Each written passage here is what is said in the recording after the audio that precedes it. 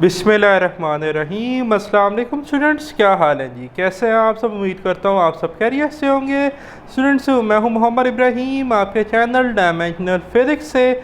और प्यारे स्टूडेंट्स, आज हम डिस्कस करने वाले हैं क्लास 11 फिज़िक्स 2025 पैक्टा की जो आपकी न्यू बुक है जी। चैप्टर नंबर 2 बेटा हम डिस्कस कर रहे थे, फोर्स एंड मोशन। और प्यारे स्टूडेंट्स, आज हमारा टॉपिक है कंस्ट्रक्टेड रिस्पांस क्वेश्चंस। तो स्टूडेंट्स मार्क कर लें, आज का लेक्चर आपके एग्ज़ाम पॉइंट ऑफ व्यू से बेटा बहुत ज़्यादा इंपॉर्टेंट है। फर्स्ट शॉर्ट क्वेश्चन आपके सामने डिस्प्ले पर है 2.1।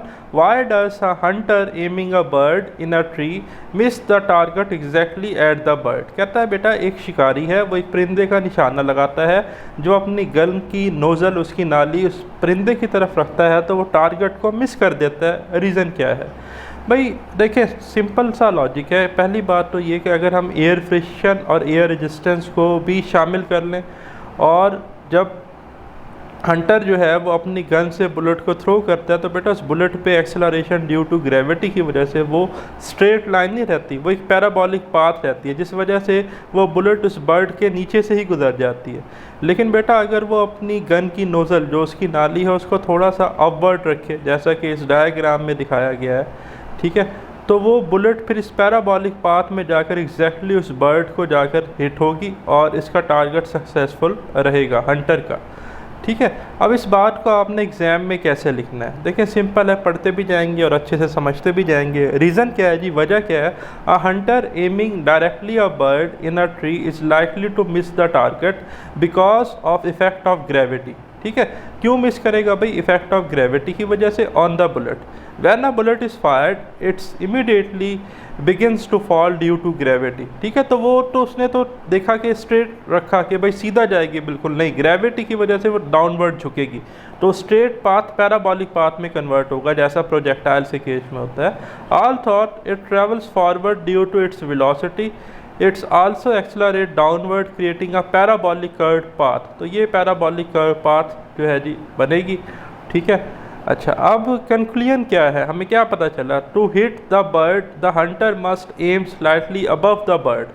तो ये बर्ड है ना, अगर ये अपनी नोज़ल है इधर रखता है जहाँ पर इस वक्त मेरा कर्सर है, तो बुलेट ऐसे जाती और इस बर्ड के नीचे से निकल जाती। लेकिन अब इसने क्या किया, ये बर्ड सामने था लेकिन इसने अपनी गन की जो नोज़ल है उसको थोड़ा सा उठा के रखा ऊपर, तो बुलेट ऐसे जाएगी। अब ऐसे नहीं है कि ऐसे चली जाएगी, बुलेट ऐसे जाएगी, एक्सेलरेशन डाउनवर्ड लगती जाएगी और वो पैराबोलिक पाथ लेते लेते इस बर्ड को जाकर स्ट्राइक करेगी। To hit the bird the hunter must aim slightly above the bird to compensate for the vertical drop caused by gravity. This is called leading the target vertically. तो leading the target vertically जो है जी आपको successful target हासिल achieve करवाता है, मिलता है, और हंटर को कामयाबी मिलती है। तो इसलिए जब भी कोई निशाना लगाता है तो थोड़ी सी जो अपनी गन की नोज़ल है वो स्लाइटली अपवर्ड रखता है। ठीक है, फिर सेकंड क्वेश्चन है जी हमारे पास 2.2। A person falling on a heap of sands does not hurt more as compare to a person falling on a concrete floor by. कहता है जी एक बंदा है, वो अपने कूलों के बल, हीप के बल जो है जी सैंड पर गिरता है, ठीक है, और दूसरी तरफ वही पर्सन जो है वो कंक्रीट फ्लोर पर गिरता है, लेकिन कंक्रीट फ्लोर जो है वो उसको ज़्यादा हिट होता है एज़ कम्पेयर टू सैंड। ऐसा क्यों है भाई? यहाँ पर रीज़न है इम्पल्स की। देखें सबसे पहले according to Newton second law in term of momentum, क्या थी जी Newton second law in term of momentum? कि time rate change of momentum of a body is equal to applied force, F is equal to delta P over T. बेटा अगर if delta P is constant, momentum में इस तरह से change आ रही हो कि वो कॉन्स्टेंट रहे, तो हम कह सकते हैं कि force is inversely proportional to time. जो आपके पास यहाँ पर इम्पल्सिव फोर्स है उसका टाइम के साथ इन्वर्स रिलेशन है। टाइम कम होगा फोर्स ज़्यादा लगेगी, बेटा टाइम ज़्यादा होगा फोर्स कम लगेगी। देखिए रीज़न कैसे लिखेंगे? When a person falls on a sand the stopping time is longer compare to the concrete. जब बेटा वो सैंड पर गिरेगा ना बंदा, तो उस वक्त क्या होगा, जो उसका टाइम है, स्टॉपिंग टाइम वो ज़्यादा है। तो इस इक्वेशन से, इक्वेशन 1 से, स्टॉपिंग टाइम ज़्यादा होने की वजह से उस पर लगने वाली इम्पल्सिव फोर्स कम होगी, तो उसको इतना हिट नहीं होगा। This reduce the force of impact by using equation 1। Sand deforms absorb energy, sand जो है ना वो एनर्जी को एब्जॉर्ब कर लेगी, and separating the force over a larger area and time. ठीक है, और लार्जर एरिया और लार्जर टाइम पे वो उससे सेपरेट आउट कर देगी। वाइल कंक्रीट, अब कंक्रीट हार्ड है, बीइंग रिजिड, आगे लिखा है उसने रिजिड है, stop the percent almost instantly, बड़ी जल्दी बंदे को रोकेगा। तो टाइम ऑफ कोलिजन क्या होगा कंक्रीट में, कम होने की वजह से बेटा इम्पल्सिव फोर्स क्या होगी एज़ कम्पेयर टू सैंड, ज़्यादा। तो यही लिखा है resulting a larger force concentrated over a small area. अच्छा, और आपको पता है स्मॉल एरिया की वजह से प्रेशर क्या होता है, फोर्स पर यूनिट एरिया, तो एरिया कम है तो प्रेशर ज़्यादा होगा, तो फोर्स भी ज़्यादा लगेगी उसके ऊपर एकदम से। ठीक है, ये भी आप रीज़न यहाँ दे सकते हैं। लेकिन यहाँ पर हम चैप्टर पढ़ रहे हैं जिसमें चैप्टर नंबर 2 में हमने देखा है कि इम्पल्स और मोमेंटम है, तो इसलिए मैंने इम्पल्स के अकॉर्डिंग रीज़न दिया। तो एज इट इज़ आप लिखेंगे इंशाल्लाह और आपको एग्जाम में पूरे मार्क्स मिलेंगे। फिर बेटा हमारे पास क्वेश्चन है 2.3, अब इसको हम देख लेते हैं जी। State the condition under which birds fly in air. हाँ जी, परिंदे हवा में कब उड़ते हैं, उसकी क्या वजूहत है, कंडीशन देनी है। तो पहली कंडीशन है जी, अगर परिंदों की लिफ्ट ग्रेटर हो वेट से। फर्स्ट है lift greater than weight, birds must generate enough lift force to balance और ओवरकम ग्रेविटी। ठीक है, ग्रेविटी के बराबर या ग्रेविटी से ज़्यादा, बल्कि ग्रेविटी से ज़्यादा जो है फोर्स होने चाहिए ताकि वो हवा में उड़ सकें। और लिफ्ट क्या है, upward force, up thrust force भी आप कह सकते हैं। फिर है action reaction pair form, flapping wings pushes air downward and backwards, air pushes the birds upward and forward. अब वो क्या करते हैं परिंदे, जब अपने पंख जो है ना फड़फड़ाते हैं हवा के अंदर, तो वो क्या करते हैं, हवा के ऊपर फोर्स लगाते हैं। एज अ रिज़ल्ट एयर उनके ऊपर फोर्स लगाती है, जिससे वो अपवर्ड जो है मूव करते हैं अपने विंग्स को और हवा में उड़ते हैं।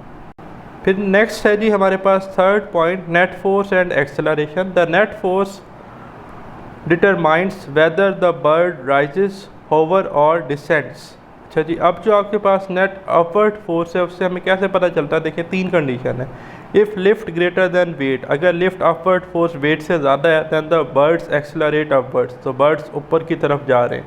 ठीक है, ऊपर की तरफ मूव कर रहे हैं। If lift is greater less than weight, अगर लिफ्ट बेटा लेस है, छोटी है वेट से, द बर्ड डिसेंड्स, तो वो बर्ड नीचे की तरफ जाएगा। If lift is equal to weight, the birds hovers. ठीक है, तो वो क्या करेगा, हवा में कलाबाजियाँ सिखाएगा। ठीक हो गया। फिर आपके पास है जी fourth, pressure of air. Air is needed to create lift and thrust through wing movement. तो प्रेशर ऑफ एयर का होना बहुत लाजमी है। अगर हवा ही नहीं होगी, वैक्यूम पार्टिकल लेस रीजन होगा, तो वो उड़ नहीं सकेगा, विंग मूवमेंट ही नहीं होगी। फिर हमारे पास क्वेश्चन है 2.4, describe the circumstances for which velocity and acceleration of a vehicles are. पहला है v is 0 but a is not 0। Second है बेटा a is 0 but v is not 0। Third है परपेंडिकुलर टू वन अनदर। अच्छा, सब one by one हम बात करते हैं। सबसे पहले को देखते हैं, v is 0 but a is not 0, कि वेलोसिटी 0 हो लेकिन एक्सेलरेशन 0 ना हो। This occurs when a car starts from rest. जब एक गाड़ी को हम जो है स्टार्ट करते हैं ना, तो होता क्या है, at the exact moment accelerator is pressed, accelerator को हम प्रेस करते हैं, the velocity is momentarily zero. जो उसके पास इस वक्त वेलोसिटी है वो उस मोमेंट पे क्या होती है, ज़ीरो होती है, but engine applies a force causing acceleration. तो जब हम गाड़ी को स्टार्ट करते हैं तो उस मोमेंट पर क्या होता है, वेलोसिटी 0 लेकिन एक्सेलरेशन 0 नहीं होती। फिर सेकंड है जी, acceleration is 0 but velocity is not 0। तो ऐसा तब होता है जी जब कोई गाड़ी जो है वो कांस्टेंट स्पीड से मूव कर रही हो। This occurs when a car moving with constant velocity और कांस्टेंट स्पीड। क्योंकि बेटा कांस्टेंट वेलोसिटी में कोई चेंज नहीं आ रहा, तो rate of change of velocity को एक्सेलरेशन कहते हैं, तो एक्सेलरेशन तो 0 होगी। तो अगर कोई गाड़ी जो है बेटा वो कांस्टेंट वेलोसिटी से स्ट्रेट लाइन में मूव कर रही है, तो हम कह सकते हैं सो एक्सेलरेशन इज 0, क्योंकि एक्सेलरेशन क्या है, delta we over delta T, और वेलोसिटी कांस्टेंट है तो इसमें कोई चेंज ही नहीं आ रहा विद रिस्पेक्ट टू टाइम, तो एक्सेलरेशन 0 है, बट वी इज़ नॉट 0। ठीक। थर्ड था जी कि V and A are perpendicular to one another. तो वेलोसिटी और एक्सेलरेशन परपेंडिकुलर कब होते हैं जी, when car moving in a circular path with constant speed. बेटा अगर कोई गाड़ी सर्कुलर पाथ में मूव कर रही हो कांस्टेंट स्पीड से, तो जो एंगल है एक्सेलरेशन और वेलोसिटी के दरमियान वो 90 डिग्री होता है। नॉर्मली जब गाड़ी के ऊपर सेंट्रीपिटल फोर्स लग रही हो या सेंट्रीपिटल एक्सेलरेशन हो जो कि उससे ग्रेविटी प्रोवाइड कर रही हो, जब वो कोई मोड़ मुड़ रही हो किसी सर्कुलर चौक में, तो होता क्या है कि आपके पास centripetal force centre seeking force है, तो सेंट्रीपिटल एक्सेलरेशन की डायरेक्शन टुवर्ड्स सेंटर होती है, और जो वेलोसिटी है वो towards the tangent of a circle होती है। ठीक है, तो यहाँ से देखें ये ग्रीन कलर का एरो वेलोसिटी का, रेड वाला एक्सेलरेशन का, इनके दरमियान कितना एंगल है, 90 डिग्री बेटा। ठीक है, तो सर्कुलर मोशन के केस में, यूनिफॉर्म सर्कुलर मोशन के केस में हमारे पास जो है वो वेलोसिटी और एक्सेलरेशन के दरमियान एंगल कितना है, 90 डिग्री। ओके, नेक्स्ट है जी 2.5, describe briefly effects of air resistance on the range of projectile. कहता है कि भाई जो रेंज ऑफ प्रोजेक्टाइल है उस पर हवा का, एयर रेजिस्टेंस का, एयर फ्रिक्शन का क्या इफेक्ट होता है। रेंज ना हवा की वजह से कम हो जाती है क्योंकि एयर अपोज करती है प्रोजेक्टाइल की मोशन को। In ideal condition no air resistance range of projectile is. अच्छा, आइडियल कंडीशन, फर्जी कंडीशन में कोई एयर रेजिस्टेंस नहीं होती, तो रेंज का हमने फार्मूला पढ़ा था R is equal to VI² sin 2θ/g। ये आइडियल कंडीशन में अगर एयर प्रेजेंट ना हो with air resistance, but real cases में तो एयर होती है।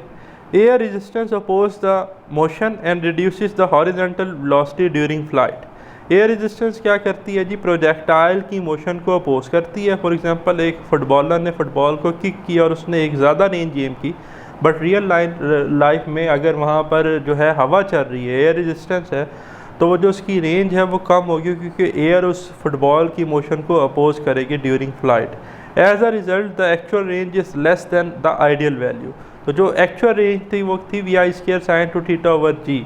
तो बेटा जो आपकी आइडियल हमारे पास रेंज थी वो थी VI² sin 2θ/g, जबकि जो हमारे पास एक्चुअल या रियल वैल्यू होगी रेंज की, एक्चुअल वैल्यू वो लेस देन होगी आइडियल वैल्यू से VI² sin 2θ/g। और ये आपके बुक की डायग्राम है जहाँ पर डिफरेंस दिखाया गया है कि आइडियल पाथ जो फुटबॉलर ने सोची वो ये थी कि यहाँ से लेकर यहाँ तक की रेंज होगी, लेकिन एक्चुअली में क्या हुआ, यहाँ से लेकर रियल केस में यहाँ तक रेंज ट्रैवल हुई। तो ये डिफरेंस आप देख रहे हैं, ये डिफरेंस एयर रेजिस्टेंस की वजह से प्रोड्यूस हुआ। तो ये था प्यारे स्टूडेंट्स हमारा आज का वीडियो लेक्चर।